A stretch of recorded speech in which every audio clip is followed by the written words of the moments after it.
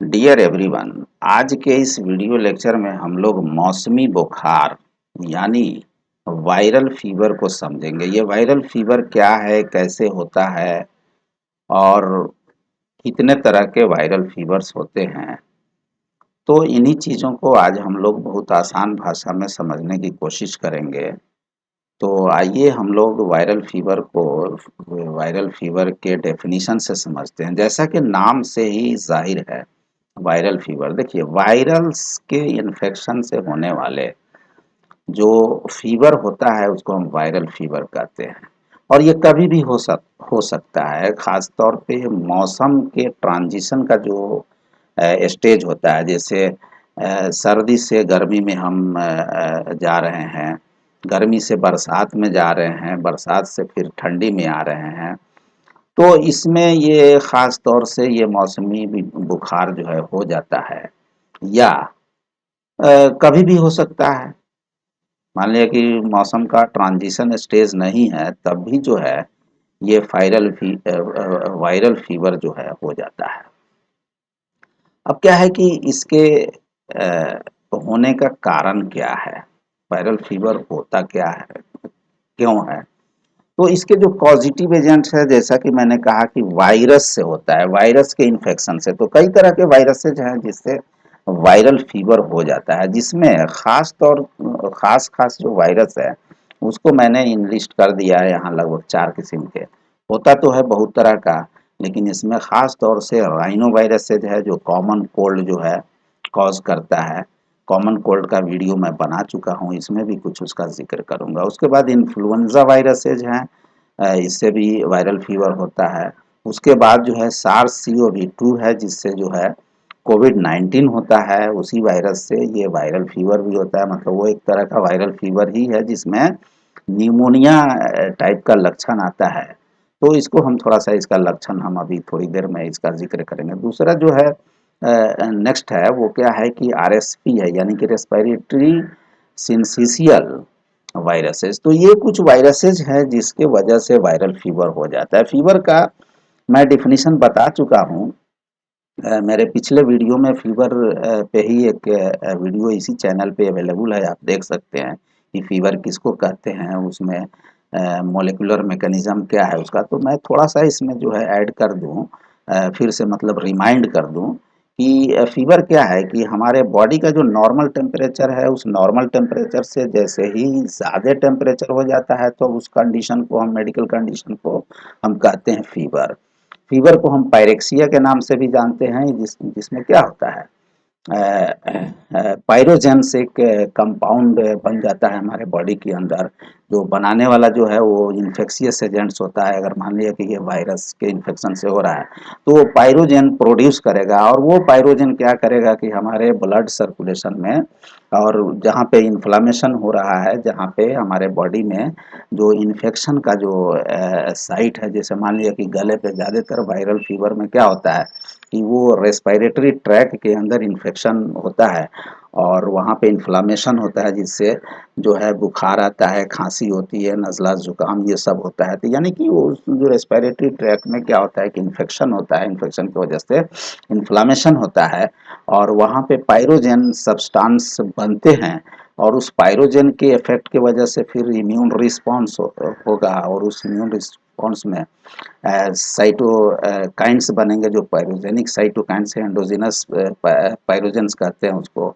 और जो है उस पायरोजेंस के वजह से फिर प्रोस्टाग्लैंडिन E2 का सिंथेसिस होगा, और ये प्रोस्टाग्लैंडिन E2 क्या होगा कि हमारे ब्लड सर्कुलेशन के ज़रिए वो ब्रेन के हाइपोथैलेमस में पहुंचेगा, और हाइपोथैलेमस के अंदर जो नॉर्मल सेट पॉइंट होता है टेम्परेचर का, उसको वो अल्टर कर देगा, जिसकी वजह से फीवर आता है।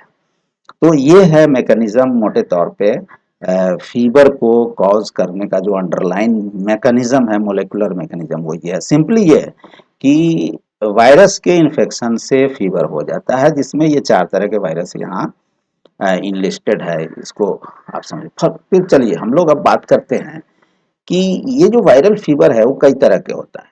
जैसे कॉमन कोल्ड है, ये भी एक वायरल फीवर है। कॉमन कोल्ड का वीडियो अवेलेबल है हमारे इस यूट्यूब चैनल पे, आप उसमें डिटेल देख लें। कॉमन कोल्ड हुआ, फिर जो है वायरल फीवर और कोविड-19 ये भी इसमें भी वायरल फीवर होता है। तो अब इसके अंदर डिफरेंसेस क्या है? इस डिफरेंसेस को ज़रा हम लक्षण के आधार पर देख लेते हैं कि सिम्पटम जो है वो कॉमन कोल्ड में कौन-कौन से सिम्पटम है? तो देखिए जब भी कॉमन कोल्ड की शिकायत होगी तो सोर थ्रोट होता है यानी इचिंग गले पे खराश होगा, स्नीजिंग होगी, छींक आएगा, रनी नोज़ यानी कि नाक से जो है पानी की तरह निकलेगा, यानी काफ़ी सर्दी का कंडीशन हो जाता है, कॉफ होगा और माइल्ड फीवर होगी।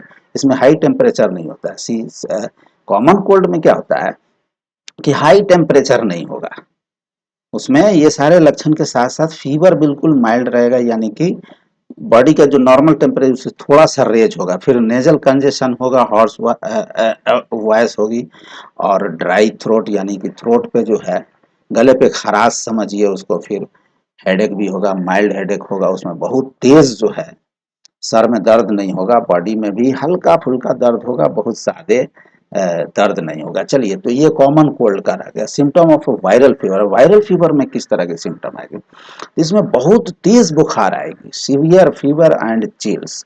कँपकँपी भी होगी और बहुत ही तेज़ बुखार होगी, थ्रॉबिंग हेडेक होगा, ज़बरदस्त जो है सर के अंदर जो है दर्द होगा, सोर थ्रोट यानी कि ये गले पे जो है खराश होगी, ब्रीदिंग प्रॉब्लम भी हो सकता है, साइनस पेन भी हो सकता है, नाक वाला जो साइनसेज है उसमें पेन भी हो सकता है, या साइनसेज और जगह होता है, साइनोसाइटिस उसमें इन्फेक्शन की वजह से साइनोसाइटिस भी होता है और पूरा बॉडी एच होगा, बॉडी पेन होगा, मतलब मस्कुलर पेन होगा, पूरे बॉडी में मतलब पेन होगा, फैटिग यानी कि टायर्डनेस महसूस होगा, फिर जो है वोमिटिंग भी हो सकता है और स्टमक पेन भी हो सकता है। तो ये सिम्पटम है वायरल फीवर का, जो कि कॉमन कोल्ड वाले फीवर में जो है बहुत ही माइल्ड फीवर था, लेकिन यहाँ पे बहुत ही सीवियर फीवर होता है, यानी कि टेम्परेचर ज़्यादा हो जाता है, 103 डिग्री फ़ारेनहाइट तक आपका टेम्परेचर चल जाएगा।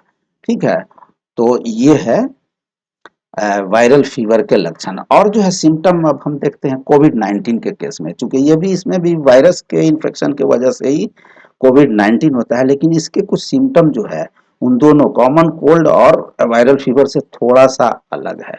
इसमें फीवर आएगा, फीवर तेज़ भी हो सकता है, ड्राई कफ होगा, ब्रीदिंग प्रॉब्लम होती है, यानी कि हाँफ सकते हैं आप बहुत ज़्यादा, बहुत तेज़ जो है ब्रीदिंग होने लगेगी, बहुत तेज़ साँस चलने लगेगी, टायर्डनेस एकदम बिल्कुल जो है हम थके-थके महसूस करेंगे, सोर थ्रॉट सब में है, इसमें भी सोर थ्रॉट है, डायरिया हो सकता है, वोमिटिंग भी हो जाता है, हेडेक और एक बहुत ही इम्पोर्टेंट चीज़ इसमें ये है कि लॉस ऑफ टेस्ट का भी प्रॉब्लम आ जाता है कोविड-19 के केस में, चूँकि ये भी वायरल फीवर है। निमोनिया जैसी सारे सिम्पटम आएँगे, लेकिन इसमें इसका जो है अगर मान लिया कि बहुत सीवियर केस हो गया, बहुत ज़्यादा जो है, तो ऑक्सीजन की लेवल बहुत कम हो जाएगी।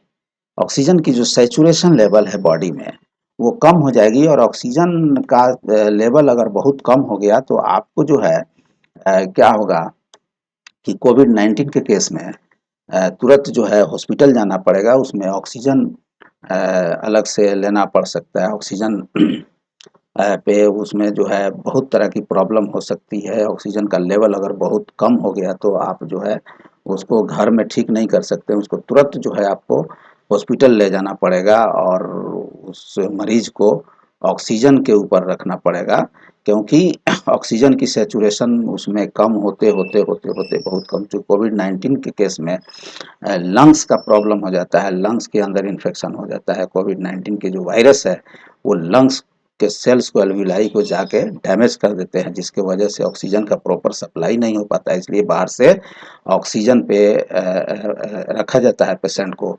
तो ये है वायरल फीवर यानी मौसमी बुखार के कुछ उदाहरण, जिसमें कॉमन कोल्ड और वायरल फीवर और कोविड-19 को हम लोगों ने उसके डिफरेंशिएट किए उसके लक्षण के आधार पर।